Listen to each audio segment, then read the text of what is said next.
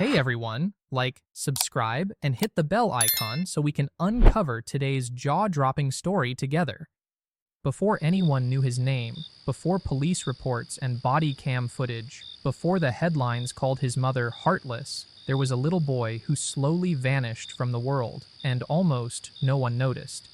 For 7 long months, a child was missing. Not lost, not kidnapped, not run away. He was gone, hidden in plain sight, while life outside continued as normal. Neighbors went to work. Trash trucks came and went. Days turned into weeks, and weeks turned into months. And at the center of it all was the one person who was supposed to protect him most: his mother. This is the disturbing story of Sushi Staples and her 10-year-old son, Zion. Zion was not famous. He wasn't a social media star. He wasn't on the news. He was just a kid. A quiet child who depended on adults for food, safety, and love. And when those adults failed him, there was no system that stepped in fast enough to save him. By the time police finally started asking questions, Zion had already been dead for months. When authorities first encountered Sushi Staples, they weren't responding to a missing child call. There was no Amber Alert, no urgent search, no frantic mother begging for help. What they found instead was something far more unsettling: a woman who calmly claimed that the child everyone was asking about never even existed. Officers questioned Sushi about Zion after concerns were raised by people who were supposed to be watching out for the child.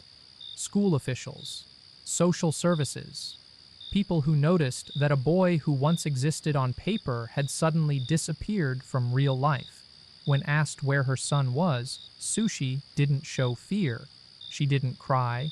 She didn't panic. She denied having a son at all. According to police reports, Sushi claimed that the birth certificate found in her home was fake. She said the social security card with Zion's name on it was fraudulent. She insisted that there was no child named Zion living with her, never had been. To the officers standing in front of her, it was confusing, disturbing, and deeply wrong, because documents don't just appear out of nowhere. Someone had gone to the trouble of creating a life on paper for Zion. Records, school information, medical history. These were not random items. They told a clear story. Zion was real, and he was supposed to be somewhere. But where? That question, simple on the surface, would uncover one of the most chilling cases of neglect and deception. Because as police dug deeper, the truth became impossible to ignore. Zion wasn't missing. He had been hidden, for months, in the trash. To understand how something like this could happen, you have to look beyond the crime itself. You have to ask the harder questions. How does a child disappear for 7 months without a massive search? Why didn't neighbors notice? Why didn't family members step in? Why didn't the system react sooner? Zion didn't vanish overnight. His disappearance was slow and quiet. He stopped showing up to school. He stopped being seen outside. No birthday celebrations, no doctor visits, no public trace. And in a world full of noise and distraction, silence can be deadly. According to investigators, Zion was last seen alive months before police became involved. What happened during that time is pieced together from interviews, records, and evidence found inside the home. There was no dramatic moment where alarms went off, no immediate report of danger. Just a child slowly erased from daily life. This is one of the most painful truths in child neglect cases. Children who are isolated are the easiest to lose. When police searched Sushi Staples' home, they weren't initially looking for a body. They were trying to confirm Zion's existence. But as inconsistencies piled up, the focus shifted. Officers noticed signs that something was very wrong. The smell, the condition of the house, trash containers that seemed out of place. What they eventually found would shock even seasoned investigators. Zion's body had been placed in a trash container and left there for months. 7 months. Through heat, through cold, through everyday life continuing around it. It's difficult to understand how a mother could live like that, how she could cook, sleep, and go about her days while her child's body decomposed nearby. But cases like this force us to confront a disturbing reality. Some caregivers are capable of extreme emotional detachment, denial, and cruelty. During questioning, Sushi showed little emotion. According to body cam footage later released, her tone remained flat. She spoke about Zion as if he were a concept, not a child, not a son, not a human being who once depended on her for everything. Psychologists often point out that denial can be a powerful defense mechanism, but denial alone doesn't explain 7 months of silence, 7 months of hiding, 7 months of no one asking hard enough questions. This case isn't just about what Sushi Staples did. It's about what everyone else didn't do. Where were the mandatory check-ins? Why didn't school absences trigger faster action?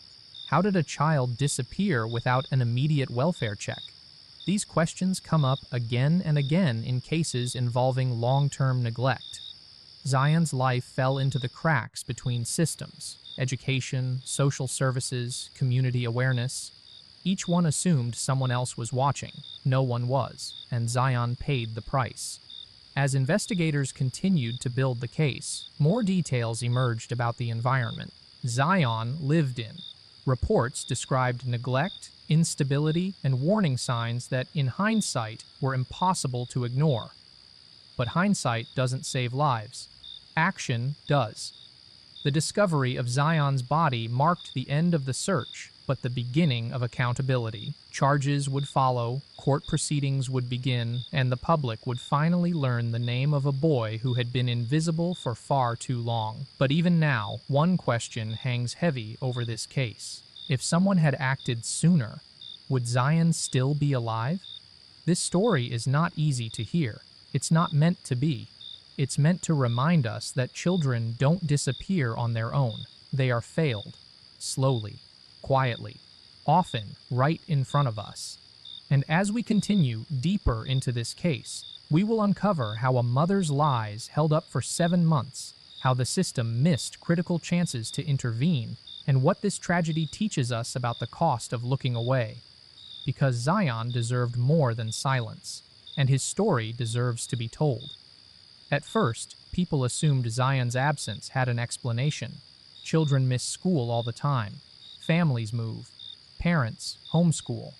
Life is messy, and excuses are easy to accept when no one wants to imagine the worst. That hesitation to assume danger would become one of the most tragic elements of this case. Zion had once been enrolled in school. His name existed in the system. Teachers remembered him. Records showed attendance, grades, and basic information. Then, suddenly, he stopped showing up. Days passed, then weeks. The explanation given was vague. Sushi Staples reportedly suggested that Zion was being homeschooled or staying elsewhere. No urgency, no red flags that screamed emergency, just enough uncertainty to delay action. This is how children disappear without alarms. Not with chaos, but with quiet excuses. School systems are often the first line of defense for children living in neglect. Teachers notice bruises, hunger, behavioral changes, or sudden absences, but they also operate under heavy workloads and strict procedures. When explanations sound reasonable enough on the surface, cases can stall. In Zion's situation, no immediate welfare check forced its way through the system. The assumption was that someone else had eyes on him, but no one did. Meanwhile, inside the home, the truth was already unbearable. Investigators later pieced together a timeline suggesting that Zion had died months earlier. The exact cause of death would become part of the legal investigation, but what mattered just as much was what happened after. Zion wasn't reported. He wasn't given medical care. He wasn't mourned publicly. He was hidden. Placing a child's body in the trash is not an impulsive act. It requires a decision, one that goes against every natural instinct of care. Experts who reviewed similar cases often say that this level of behavior points to extreme neglect, emotional detachment, or a complete breakdown of responsibility. It's not just about cruelty. It's about seeing a child as a burden instead of a human life. For 7 months, Sushi Staples maintained the lie. She lived her life while actively denying Zion's existence. This wasn't just silence, it was ongoing deception. When asked about the child later, she didn't say he had passed away. She didn't claim an accident. She erased him completely. He doesn't exist. That sentence alone shook investigators. Denial can be powerful, but this was something else. This was a refusal to acknowledge reality even when confronted with evidence. Birth certificates don't fake themselves. School records don't appear randomly. Social security numbers are not imaginary. Zion's existence was documented in multiple systems, and yet his own mother insisted he was never real. This behavior raised serious questions about Sushi's mental state, but it did not erase responsibility. Regardless of her mindset, a child had died under her care, and then had been concealed for months. As police continued their investigation, they began to understand how isolated Zion's world had been. There were few people checking in regularly, limited family involvement, no consistent outside oversight. Isolation is dangerous for children because it removes witnesses. When no one sees a child daily, abuse and neglect can grow unnoticed. Neighbors later told authorities they hadn't seen Zion in a long time but hadn't thought much of it. Kids come and go, families change routines. Again, assumptions filled the gaps where concern should have lived. This is one of the hardest lessons from this case. Disappearance does not always look dramatic. Sometimes it looks like nothing at all. When officers finally searched the property more thoroughly, the discovery confirmed their worst fears. The trash container where Zion's body had been hidden showed signs that it had not been disturbed for months. Time had passed. Too much time. Evidence pointed not only to death, but to prolonged concealment. At that moment, the case shifted from concern to horror. Investigators described the emotional weight of realizing how long Zion had been there, so close, yet so completely ignored. Trash trucks had come and gone. Seasons had changed. And through it all, no one knew a child was lying just steps away from everyday life. Public reaction was swift once the details emerged. People struggled to understand how a mother could do this. Comment sections filled with anger, grief, and disbelief. But behind the outrage was a deeper discomfort. The realization that this wasn't just one person's failure. It was many. Systems designed to protect children rely on reporting, follow-ups, and human judgment. When any part of that chain weakens, children like Zion fall through. In his case, there were multiple points where intervention might have changed the outcome. A faster school response, a welfare check, a neighbor asking a harder question. But hindsight is cruel. It shows us the answers when it's already too late. During later interrogations, Sushi Staples remained detached. She did not break down. She did not express visible remorse. Her statements stayed inconsistent, often shifting between denial and deflection. This made the case even more disturbing to those watching the footage. It wasn't just what she said, it was what she didn't feel. Psychologists explain that prolonged neglect cases often involve caregivers who emotionally disconnect long before physical harm occurs. The child becomes invisible in the caregiver's mind before they disappear in real life. Zion's disappearance was not sudden. It was gradual. Step by step, he was erased. First from school, then from daily routines, then from acknowledgement itself. By the time police stepped in, there was nothing left to save. The legal process would later focus on accountability, charges, evidence, responsibility. But for the public, the question lingered somewhere deeper. How many other children are living unseen right now? How many absences are being explained away? How many warning signs are being ignored because they don't scream loudly enough? Zion's case forces us to sit with that discomfort. Because the most terrifying part of this story isn't just what happened inside one home. It's how easily it happened without interruption. A child vanished for 7 months, and the world barely noticed. As the investigation moved forward, authorities began reconstructing Zion's final months, his living conditions, his health, and the environment he was trapped in. What they uncovered would paint an even darker picture of neglect, missed opportunities, and a life that never had a real chance. Zion's voice was never heard while he was alive, but his story is now impossible to ignore. To understand how Zion reached such a tragic end, investigators had to rewind time and look closely at the months before he disappeared. Not just the final days, but the pattern that led there. Because cases like this are almost never sudden. They are built slowly through neglect, isolation, and silence. People who reviewed Zion's background described a child who was already vulnerable. He depended completely on adults for stability, routine, and care. There were no safety nets around him that could activate quickly. No consistent, extended family stepping in. No strong community presence regularly checking on his well-being. His world was small, and that made it fragile. According to records, Zion's life had become increasingly isolated. School, which had once provided daily contact with responsible adults, faded away. Whether through excuses, avoidance, or lack of enforcement, Zion stopped showing up. When a child disappears from school, it's often the first loud warning sign, but in this case, that warning stayed quiet. At home, conditions were reportedly unstable. Investigators later described an environment that did not reflect active caregiving. There were signs of neglect, not just physical, but emotional. Zion was not living in a space where his needs were a priority. Over time, neglect can become normalized, both for the caregiver and the child. Hunger, fear, and loneliness stop being emergencies and start feeling like everyday life. This is where the most painful question begins to form. What was Zion's life like in his final months?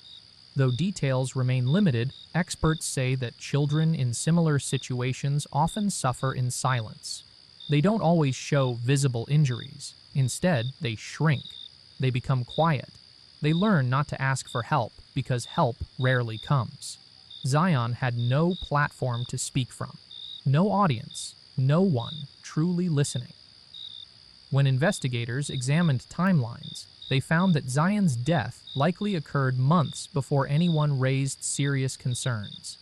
That gap between death and discovery is where the story becomes especially disturbing, because it shows not just neglect, but sustained effort to hide the truth. After Zion died, there was no emergency call, no attempt to seek help, no explanation offered to authorities. Instead, Sushi Staples made a choice: to conceal. Hiding a body for 7 months requires planning. It means actively maintaining a lie day after day. It means waking up each morning and choosing silence again.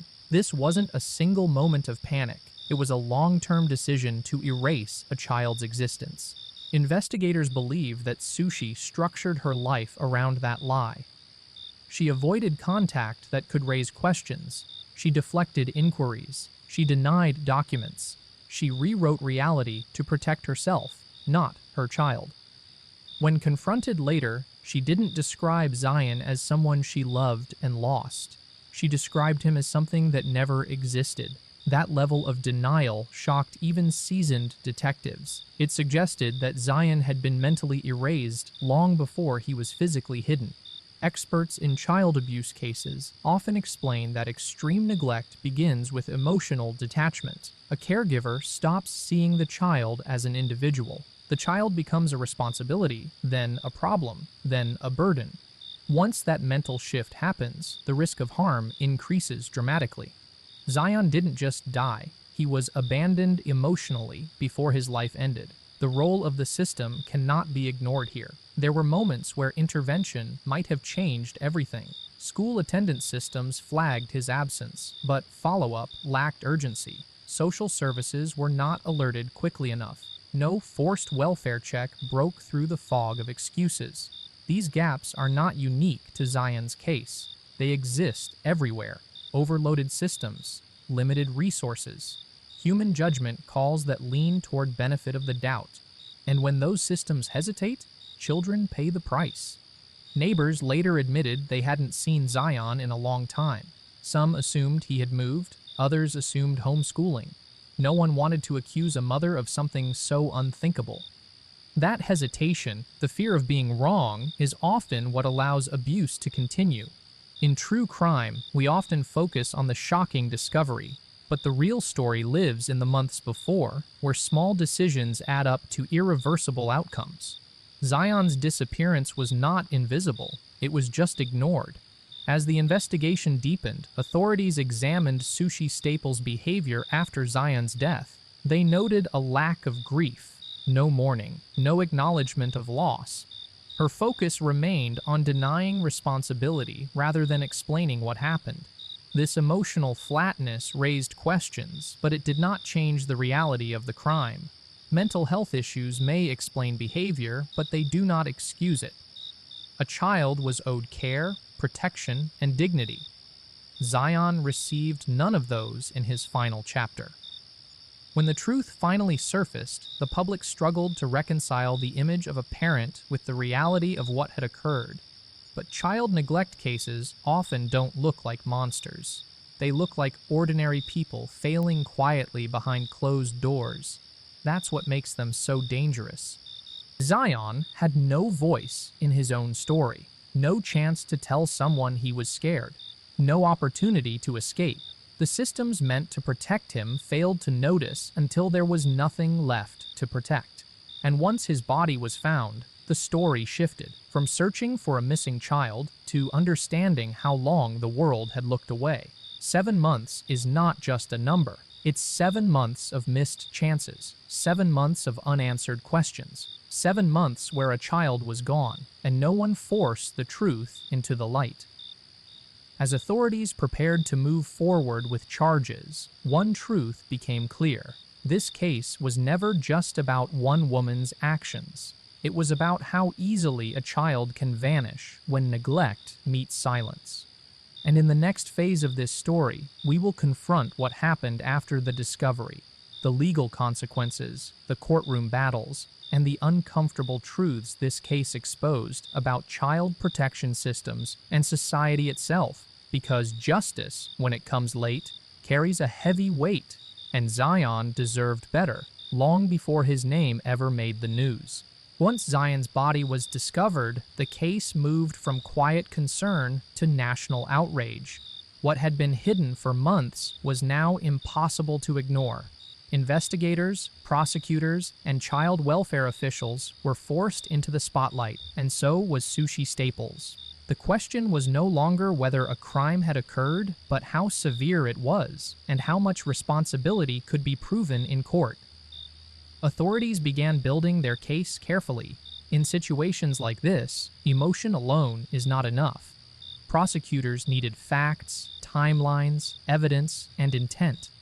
They needed to show not only that Zion died under Sushi's care, but that what happened afterward was a deliberate act of concealment. 7 months of hiding a body is not an accident. It tells a story of choice. Autopsy results became a critical piece of that story. While some details were kept private out of respect for the child, investigators confirmed that Zion's death was not immediately reported and that his body showed clear signs of prolonged neglect. Time itself had become evidence. Decomposition patterns matched the timeline investigators had already suspected, reinforcing the reality that Zion had been gone for months before anyone intervened. Every day that passed without reporting his death added weight to the charges. During questioning, Sushi Staples continued to contradict herself. In one moment, she denied Zion's existence. In another, she avoided direct answers about timelines. Her statements lacked consistency, which only strengthened the prosecution's case. Lies have a way of collapsing when examined closely, and this case was no different. Body camera footage released to the public showed officers attempting to remain calm while confronting a story that made no sense. Their questions were direct, their tone was controlled, and still, Sushi's responses felt detached, almost rehearsed. There was no visible panic about a missing child, no desperation to explain, just distance. That emotional distance became one of the most talked about aspects of the case. Viewers struggled to understand how a parent could speak so coldly about a child who had once lived under her roof. Experts explained that this kind of behavior often reflects long-term emotional separation. By the time authorities arrived, Zion had already been removed from Sushi's internal reality. Legally, that didn't matter. What mattered was duty of care. As Zion's mother, Sushi Staples was legally and morally responsible for his safety, health, and well-being. The law does not allow a parent to erase a child to escape accountability. Denying a child's existence does not undo responsibility. It confirms avoidance. Charges reflected that reality. Prosecutors focused on neglect, abuse, and concealment of a body. Each charge told a different part of the story.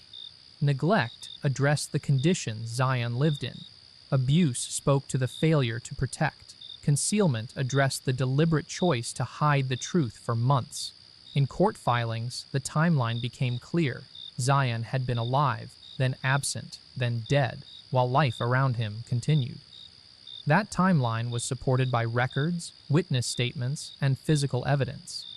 It painted a picture of prolonged failure, not a single tragic mistake. As news of the case spread, public reaction intensified. Parents imagined their own children. Teachers questioned the limits of their authority. Social workers reflected on overloaded systems. The anger wasn't just aimed at Sushi Staples. It spread outward toward every layer that failed to intervene sooner. Many people asked the same painful question: why did it take so long? The answer, uncomfortable as it is, lies in how society handles warning signs. Absences are often explained away. Red flags are treated as isolated issues instead of connected patterns. And when responsibility is shared across multiple systems, accountability can dissolve. Zion became a symbol of that failure. In the courtroom, however, symbols don't carry weight. Evidence does. Prosecutors emphasized the physical reality of what was found. A child's body hidden in a trash container. The length of time it remained there. The absence of any attempt to seek help.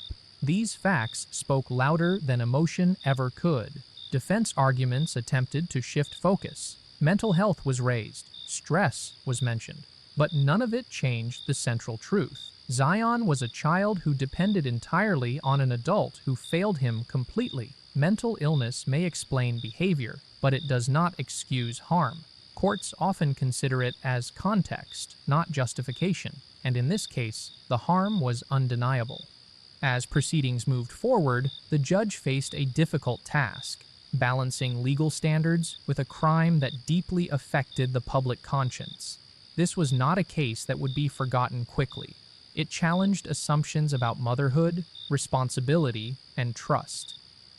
Behind the legal arguments, Zion remained silent. There were no videos of him laughing, no interviews, no personal memories shared publicly. His identity existed mostly through documents and tragedy, and that absence of his voice, his story, made the case even heavier. This is one of the cruelest aspects of child neglect cases. By the time justice arrives, the child is already gone. The courtroom can only react to loss. It cannot undo it. As the legal process continued, another conversation began outside the courthouse, one about prevention. What policies need to change? How can schools act faster? How can communities respond without fear of being wrong? Zion's case forced those questions into the open, because while accountability matters, prevention matters more. And as the trial moved closer to its conclusion, one truth became unavoidable. No sentence, no verdict, no punishment could bring Zion back.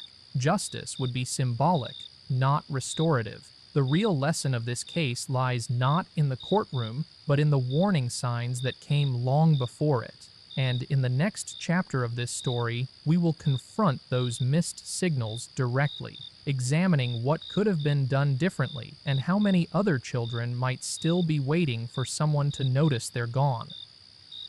By the time the legal system stepped in, the most important moment had already passed, the moment when Zion could have been saved. That realization sat heavy over everyone following the case. Because once the shock faded and the anger cooled, what remained was a haunting question that refused to go away. What could have been done differently? To answer that, investigators, child welfare experts, and even ordinary people began tracing the warning signs backward. Not to place blame for the sake of it, but to understand how a child disappeared in slow motion while surrounded by systems designed to protect him. The first and loudest signal was school. When a child stops showing up to school, it is rarely meaningless. Schools are more than places of learning. They are often the only daily checkpoint for a child's safety. Teachers notice patterns, counselors track behavior, attendance officers flag absences. In Zion's case, those mechanisms existed, but they did not move fast enough. Absences were noted, explanations were given, time passed. This is where many cases begin to slip. When excuses sound reasonable on the surface, urgency fades. Homeschooling claims, family issues, temporary arrangements, each explanation buys time. And for a child in danger, time is the one thing they don't have. If a welfare check had been forced early, if someone had physically confirmed Zion's safety, the outcome might have been different. But systems often rely on cooperation, and when a caregiver avoids scrutiny, the system hesitates instead of pushes. The second warning sign was isolation. Zion did not have a strong safety net. There were no regular family visits, no close relatives checking in weekly, no neighbors deeply involved in his daily life. Isolation creates invisibility. When a child is only seen by one adult, that adult controls the narrative. And in this case, the narrative was false. Communities often assume that if something were truly wrong, someone else would step in. That assumption is dangerous. It spreads responsibility so thin that no one feels fully accountable. Zion's disappearance did not trigger panic because no single person felt certain enough to act. Certainty, however, is not required to protect a child. Concern is enough. The third missed opportunity came from social services. Child welfare systems are often overwhelmed. Caseworkers juggle dozens of files. Decisions are made under pressure, with limited information. When warning signs are subtle instead of dramatic, cases can stall. Zion's situation did not explode into an emergency. It faded into silence, and silence is easy to overlook.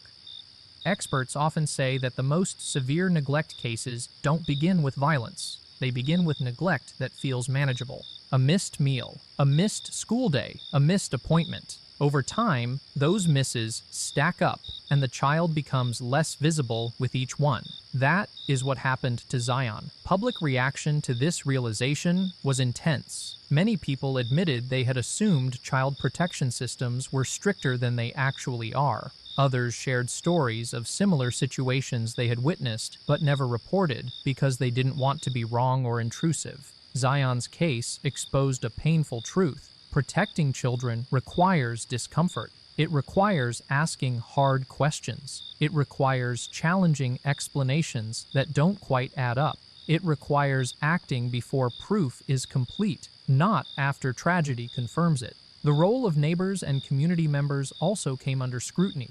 People nearby had noticed Zion's absence, but dismissed it. Some thought he had moved. Others assumed private family matters. None imagined the worst, and that hesitation cost time. No one wants to believe a child is in danger, but believing the best does not protect the vulnerable. Action does. Another difficult conversation centered on accountability beyond the parent. Not legal guilt, but moral responsibility. When multiple adults sense that something is off, but no one takes the next step, the system fails collectively. Zion's death forced people to confront how often society looks away, not out of cruelty, but out of uncertainty. As discussions continued, child advocates emphasized one message over and over. Reporting concerns is not an accusation. It is a request for a check. A welfare visit does not destroy families. It can save lives. The fear of being wrong should never outweigh the risk of being silent. For many viewers and readers, Zion's story became personal. Parents hugged their children tighter, teachers paid closer attention to attendance patterns, ordinary people reconsidered moments they had brushed aside in the past. That is the uncomfortable power of cases like this. They forced reflection. Zion did not die in isolation by chance. He died because systems designed to overlap never fully connected. Each one assumed the other had eyes on him. In reality, no one did. And then there is the final, hardest truth to face. Once Zion was gone, the lie was easier to maintain because no one was actively looking for him. Silence protected the deception. Time buried the urgency. Until, finally, the truth broke through, but far too late. Justice can punish a crime, but it cannot restore a childhood. Zion's legacy, painful as it is, may lie in what changes because of his story. Faster responses to school absences, stronger welfare check policies, greater awareness that quiet cases can be the most dangerous. As this case moved toward its conclusion, one thing became clear. Zion's life mattered, even if the world noticed too late. And if his story prevents even one more child from disappearing unnoticed, then his voice, silent in life, will finally be heard. In the final chapter of this story, we will reflect on what Zion's case ultimately represents, not just a crime, but a warning, a reminder of what happens when responsibility is delayed and compassion hesitates. Because children don't need perfect systems, they need people willing to act. As the case reached its final stages, the courtroom was no longer just a place of law, it became a place of reckoning. By now, the facts were clear. A child had died, his body had been hidden for months, and the person responsible for protecting him had denied he even existed. What remained was judgment, not just from the court, but from society itself. When the verdict and sentencing phase approached, the weight of Zion's absence filled the room. There were no family photos placed gently on a table, no victim impact statements spoken in a child's voice. Zion had left behind no public memories, only evidence. That silence made the moment heavier. Prosecutors laid out the timeline one last time. They spoke about duty, about choices, about how 7 months of concealment reflected not panic, but intent. Every day that passed without reporting Zion's death was a day his dignity was denied. This was not framed as a single bad decision, but as a long chain of deliberate actions. The defense focused on context, stress, mental health, circumstances.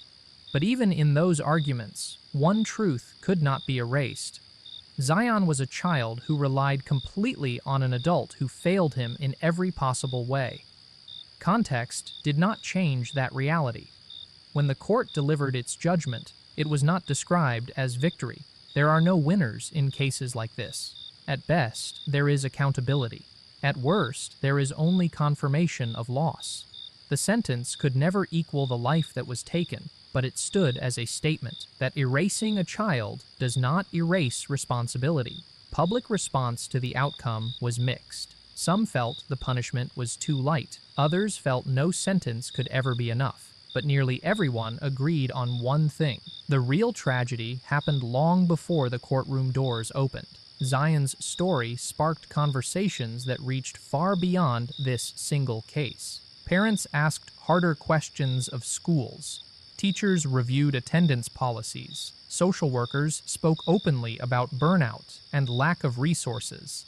The case became a mirror, forcing systems to look at their weakest points. One of the most lasting impacts was awareness. People began to understand that child neglect does not always look violent. It often looks quiet. A child missing from class. A house that stays closed. A story that doesn't quite make sense. Zion's case showed that waiting for proof can be deadly. Experts emphasized that early intervention saves lives. A welfare check is not an accusation. A report is not a punishment. They are tools meant to protect, not destroy. But they only work if people are willing to use them.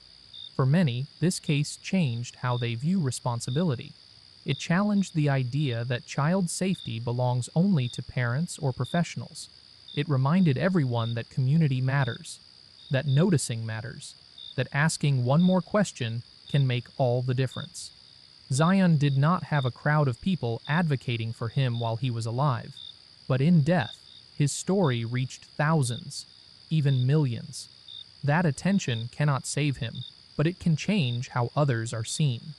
The most haunting part of this case is not the crime itself, but the ease with which it continued unnoticed. 7 months is a lifetime in a child's world. 7 months of chances to intervene. 7 months of silence. And silence, in the end, was the greatest accomplice. As time passed, Zion's name became a reminder used in training sessions, discussions, and policy reviews. Not as a headline, but as a lesson. A reminder of what happens when systems don't connect, when people hesitate, when responsibility is delayed. But lessons come at a cost. And in this case, that cost was a child's life. In reflecting on this story, it becomes clear that true crime is not just about criminals. It's about victims and about the gaps that allow harm to grow. Zion's case forces us to ask uncomfortable questions about how many children exist on the edge of visibility right now.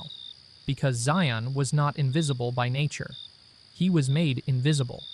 In the final reflection, one truth stands above all others.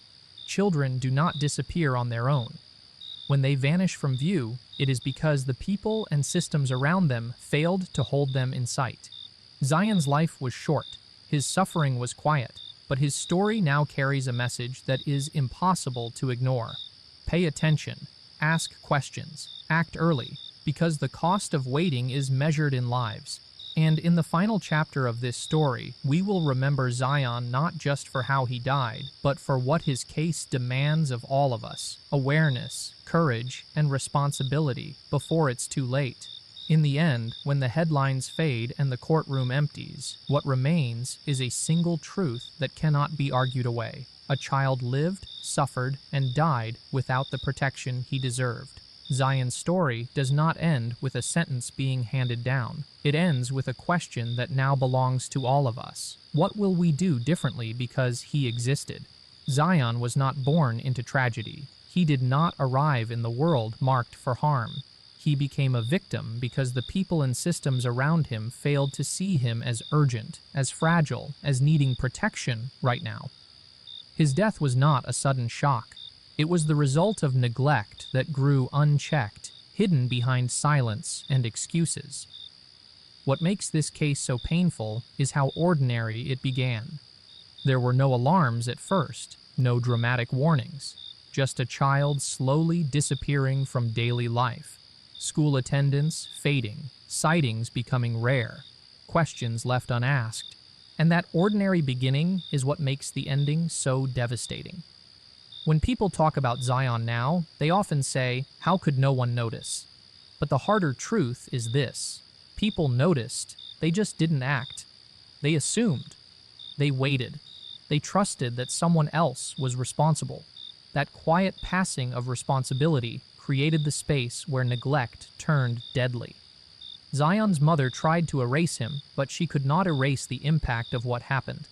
His case forced uncomfortable conversations about motherhood, accountability, and the dangerous myth that family privacy should never be questioned. Privacy does not protect children. Attention does. This story also challenges the idea that evil always looks obvious. Sometimes it looks like inaction, sometimes it looks like denial, sometimes it looks like a closed door that no one knocks on hard enough. Zion was not taken by a stranger. He was lost inside his own home. For those who work in child protection, this case is a warning etched into memory. For teachers, it is a reminder that absences matter. For neighbors, it is proof that noticing something off is reason enough to speak up. For parents, it is a call to check in, to ask questions, to stay involved beyond their own homes. Zion had no advocate when he needed one most. But his story has created thousands of voices now speaking for children who cannot speak for themselves. That may be the only meaning we can offer to such a senseless loss. True crime stories often focus on the criminal, but the real responsibility lies with the living, with what we choose to ignore, with what we choose to question, with how quickly we act when a child fades from view. Zion's life mattered, not because of how he died, but because of who he was, a child who deserved safety, care, and love. He deserved mornings that were normal, not frightening. He deserved a future that was more than paperwork and evidence bags. 7 months passed before the truth came out. 7 months of silence. 7 months where a child was gone and the world kept moving. That should never happen again. If there is one lesson this case leaves behind, it is this: discomfort saves lives. Asking questions saves lives. Acting early saves lives. Zion cannot be brought back. But his story can be carried forward, not as entertainment, not as shock value, but as a warning we take seriously. Because somewhere, right now, there may be another child slipping into silence. And noticing might be the difference between a life saved and another name added to a headline. Zion deserved to be seen. Make sure the next child is.